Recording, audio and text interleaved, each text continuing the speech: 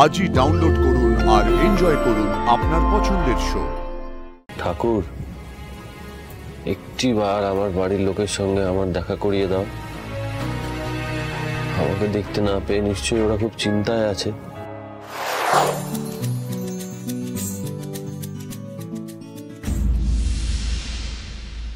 ওমা, ফুলের সাজিটা তো এখানেই ছিল, গেল কোথায়? কি জ্বালা, কি করব এখন? ফুল তুলতে দেরি হয়ে গেলে তো পুজোয় বসতে দেরি হয়ে যাবে। কি যে করি।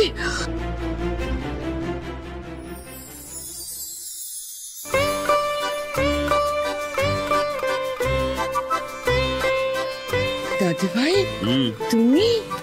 শোনো, এবার থেকে তোমাকে আর ভোরবেলা ফুল তুলতে হবে না। তোমার জন্য ভোরবেলা এবার থেকে ফুল আমি তুলে দেবো, ঠিক আছে?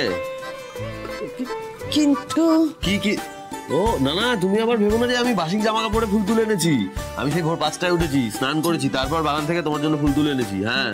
ও বাবা, অত ভোরে উঠে স্নান করে ফুল তুলে এনেছো? হ্যাঁ এনেছি তো।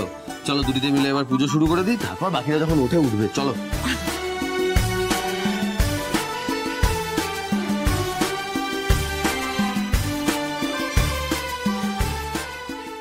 দাদু ভাই, তুমি এসব করতেও জানো? হ্যাঁ, না জানার কি আছে, পুজোর কাজ যে কেউ জানতে পারে। না, আসলে এ বাড়ির ছেলেরা তো পুজোয় খুব একটা আসে না, তাই। আসে না? আসলে জানতো এই পুজো করলে না, মানে সকাল সকাল পুজো করলে সারা দিনটা ভালো হয়ে যায়। আগে তো এই দাদু ভাইয়ের পুজো আচ্ছা ঠাকুর দেবতায় কোনো ভক্তি ছিল না, তবে এখনকার এই দাদু ভাই খুব ভালো। ও ঠাম্মা, কি ভাবছো? তুমি কি জানো আজকে আমার চাকরির প্রথম দিন? দাঁড়াও, তুমি তো পুজো শুরু করবে, তোমার জন্য একটা আসনের ব্যবস্থা করি আমি। কোথায়? বাবা, তুমি এটাও জানো? জানি, হ্যাঁ, কোথায় যেন ওটা দেখেছি, কিন্তু কোথায় দেখেছি মনে পড়ছে না। মানে আমার না ঠাম্মি হঠাৎ করে যেন মনে হলো যে পুজো করতে গেলে আসনের দরকার হয়। গঙ্গা জলটা যে কোথায়? গঙ্গা জল? হ্যাঁ, কোথায় এটা? না, হ্যাঁ।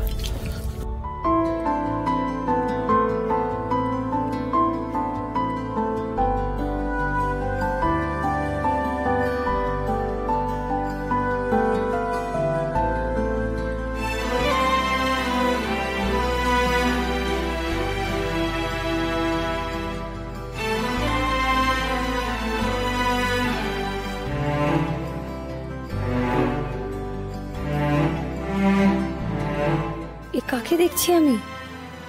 এ কোন আদিদেব?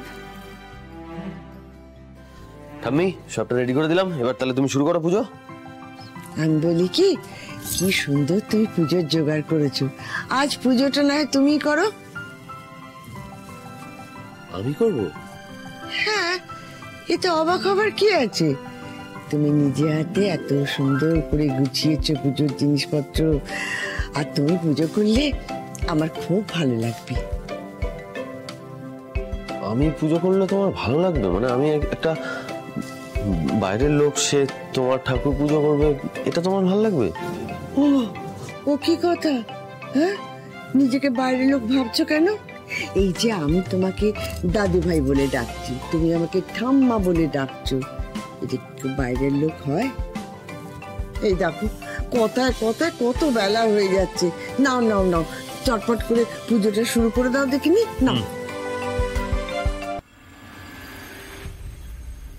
এই তুমিটা বড্ড ভালো গো, কি সহজ, সুন্দর, সাবলীল, প্রতিটা মুহূর্তকে সুন্দর করা ছাড়া আর কোনো দিকে মন নেই আদিদেবের। কিন্তু দাঁড়াও, তার আগে না আমি একটা স্পিকারের ব্যবস্থা করি। গান না চালালে পুজোর অ্যাম্বিয়েন্সটা ক্রিয়েট হয় না, বুঝলে তো? ওয়েট।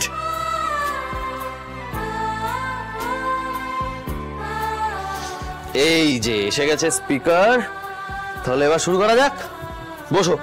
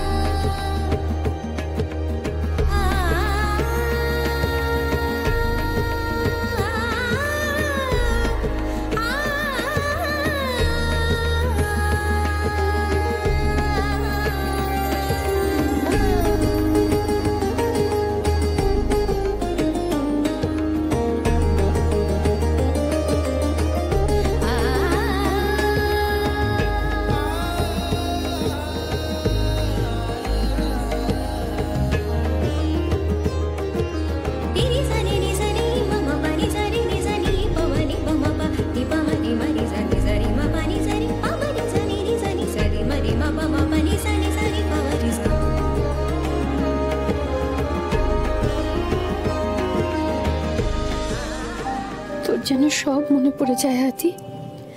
মা দুর্গা তোকে দয়া করুন। এই আদিটা বড্ড ভালো, কিন্তু আমাদের আদি, সে আমাদের সাহস ছিল, শক্তি ছিল।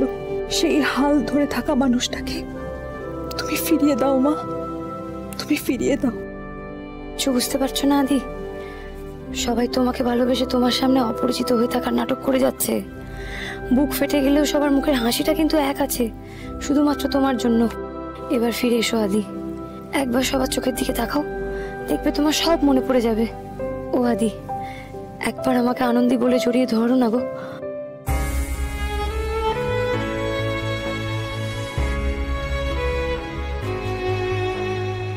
আমার নাত বউটা বড্ড কষ্ট পেয়েছে মা, ওর মনোবাঞ্ছা তুমি পূর্ণ করো।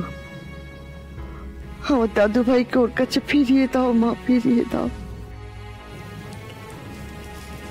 ঠাকুর, একটিবার আমার বাড়ির লোকের সঙ্গে আমার দেখা করিয়ে দাও।